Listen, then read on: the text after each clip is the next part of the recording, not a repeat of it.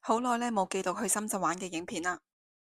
我哋搭地鐵去到寶安中心落車，然後去 F 出口。呢個出口呢無縫連接一方城，即使大風落雨呢都唔會受影響。一進入商場呢，右手邊呢就有餐廳同埋麵包店。過去呢望一望呢一間呢叫做澤田本家。芝士嘅價錢呢，有啲係17蚊，有啲係19蚊，定價呢都偏向中產。呢個商場呢，有室內嘅位置，亦都有室外嘅空間。行出去歐多亞呢，空間呢好寬敞，而且呢亦都係有上蓋，唔係完全露天嘅情況。見到呢間咖啡店呢都幾靚，所以就入去睇下。除咗可以點餐堂食之外呢，佢仲有咖啡豆賣。咖啡豆呢大部分呢都係嚟自埃塞俄比亞，售價呢係118蚊人民幣。下邊呢仲有磨豆機。之後呢睇下佢咖啡嘅價錢，大概呢係30蚊。亦都有一啲三文治小食。坐喺出面呢，環境呢都幾寫意。但係呢，坐下呢，中途呢就有人走過嚟問我哋擦唔擦鞋，而且呢都係一啲年輕人。咁我就冇問佢收費啦，因為其實我本身呢就冇諗住擦鞋。食完呢，我哋繼續行下呢個商場，周邊嘅環境呢都好寫意，對面嘅呢就係喜茶，同樣呢都有 indoor 或者係室外嘅位置。整個商場呢有好多綠色植物嘅佈置，但係呢又唔會有蚊蟲。下面呢有個小庭園呢叫做 Dream Flowerland， 可以呢喺嗰度打下卡。整個商場呢都有好多打卡餐廳，好似呢間咁呢都幾適合港女打卡。食物價錢呢由40幾蚊至到200蚊不等。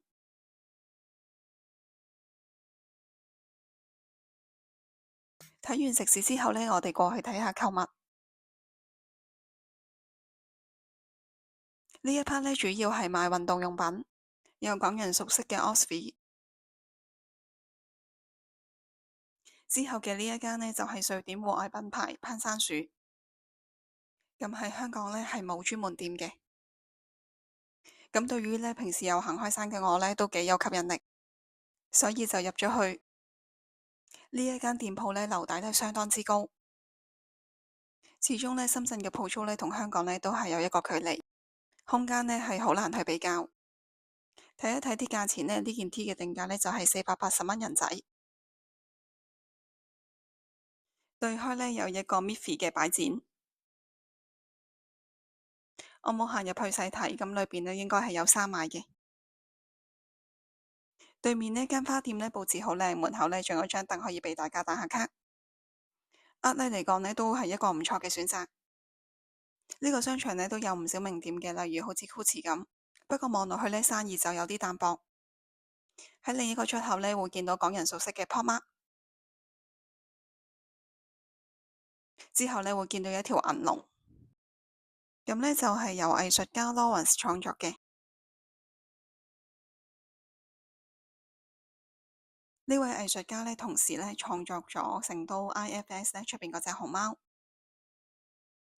好啦，咁喺超然呢件藝術品呢兜完一個圈之後呢，我哋又入返去商場裏面啦。繼續呢會見到有好多特色嘅餐廳，呢一間呢可以有包場嘅服務嘅。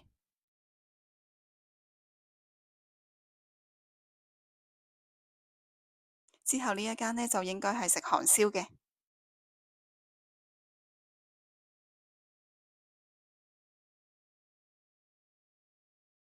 呢度嘅餐廳品牌呢真係多不勝數。跟住落嚟見到呢一間呢三出山呢就係嚟自武漢嘅，佢最出名嘅呢就係黑米糍粑。如果呢想簡單經濟呢食個快閃飯嘅話呢，亦都可以過到嚟 Food Court 呢度，同樣選擇呢亦都係非常之多。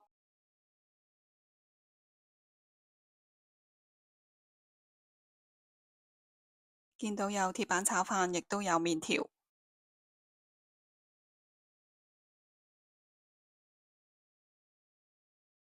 呼吸旁邊呢有間書局叫做不見，咁我又入去睇下。入到去裏邊呢，再會細分幾間小店。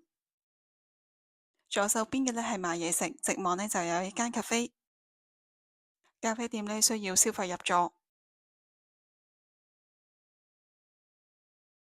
右手邊呢係賣書嘅，用上呢淺啡色嘅佈置，格局呢相當之文青。磁石嘅價錢呢係28蚊。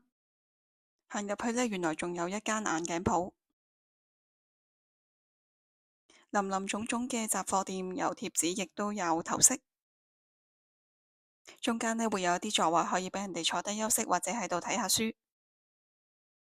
呢一度呢有兒童圖書館嘅感覺。燈嘅佈置呢相當有特色。離開書店呢，我哋行去旁邊嘅家品睇下。呢一隻碟嘅價錢呢要7980蚊。呢套杯呢要798蚊。似乎呢就唔係一般家庭可以負擔得到。之後呢又見到一間呢戶外嘅運動品牌，不過好可惜呢間呢就唔准拍攝，咁所以就記錄唔到佢嘅價錢啦。咁今條影片嘅分享就嚟到呢度啦，拜拜。